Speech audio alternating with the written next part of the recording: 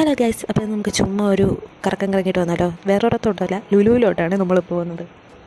ഒരു പ്ലാനിങ്ങും ഇല്ലാതെ വെറുതെ കയറി വീട്ടിൽ ഇരുന്നപ്പോഴാണ് അവന്മാർ വിളിക്കുന്നത് നമുക്ക് ലുലുവിൽ പോയാലോ. അങ്ങനെ നമ്മളിതായി ലുലുവിലോട്ട് പോയിക്കൊണ്ടിരിക്കുകയാണ്.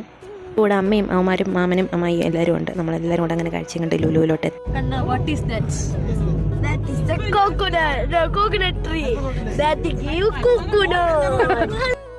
അങ്ങനെ അകത്ത് കയറി നമുക്കൊരു വല്ലാത്തൊരു എക്സ്പ്ലോറേഷൻ മെൻറ്റാലിറ്റി ആയിരുന്നു. നമ്മളവിടെ കയറി ചുറ്റും കണ്ടു. അപ്പോഴത്തേക്കും തേണ്ട വരുന്നു എൻ്റെ ബാക്കിൽ നിന്ന് രണ്ടെണ്ണം.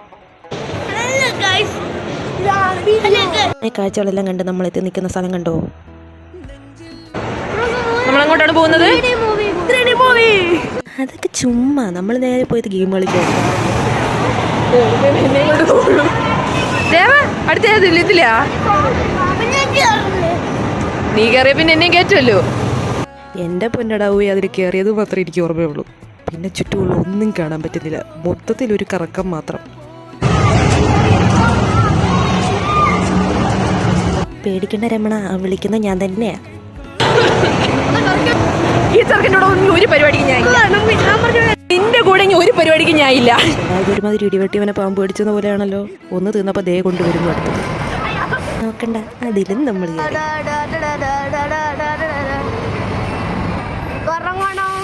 Ignore the background music. എന്ത് ചെയ്യാൻ, എൻ്റെ ക്യാമറമാൻ ഇങ്ങനെയാണ്. ഇടയ്ക്കിടയ്ക്ക് ബാക്ക്ഗ്രൗണ്ട് മ്യൂസിക് കേട്ടും. നമ്മളത് കാര്യമാക്കാൻ പാടില്ല. ഇതെവിടെ നിന്ന് ഒരു സാധനം? ഇത് നമ്മുടെ കൂടെ വന്നില്ലേ. നമുക്കങ്ങനെ ഞം ഞം കഴിക്കാം. നമ്മളെങ്ങനെ വാവ് പറയുന്നു. അങ്ങനെ നമ്മൾ അവിടെയും എവിടെയും ഒക്കെ കയറിയിട്ട് കുറച്ച് ഫുഡ് ഓർഡർ ചെയ്തു. അങ്ങനെ നമ്മൾ അത് കഴിക്കാനുള്ള അങ്ങനെ ഫുഡെല്ലാം ഓർഡർ ചെയ്ത് ഇനി നിങ്ങൾ കാണാൻ പോകുന്നത് യുദ്ധം. നമ്മളവിടെ കുറേ സീറ്റുകൾ തപ്പി നടന്നിട്ട് ഒരു സീറ്റിൽ വന്ന് ഇരുന്നു. നിങ്ങൾ കണ്ടത് ഒരു സീറ്റ്. നമ്മളവിടെ കുറേ സീറ്റുകൾ പോയിരുന്നിട്ട് ലാസ്റ്റ് സീറ്റ് ഫിക്സ് ചെയ്തു. എന്നിട്ട് നമ്മളത് കഴിച്ചു തുടങ്ങി.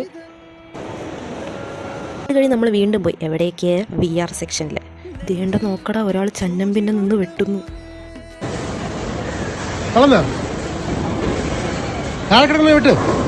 തളരാനോ? എവിടെ തളരാൻ, നമ്മൾ നേരെ അടുത്തേലോട്ട് ചാടി. അങ്ങനെ അവൻ ചന്നം പിന്നെ വെട്ടുന്ന സമയം ഞാനും മൂത്തവനും കൂടെ ഫ്ലോർ ലാർവ കളിക്കാനായിട്ട് ചാടി.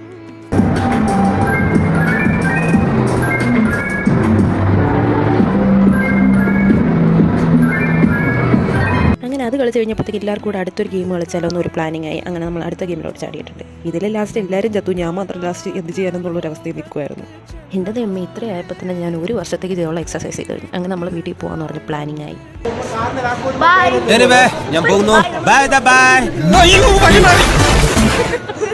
ആയിരിക്കണ്ടില്ല. ശരിയെന്നാൽ നെക്സ്റ്റ് വീഡിയോ കാണാം.